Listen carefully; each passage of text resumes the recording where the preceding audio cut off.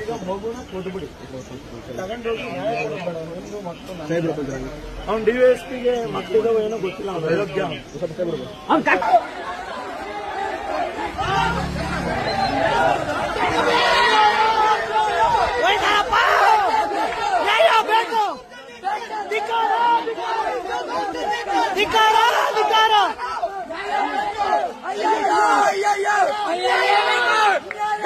ಬೇಕು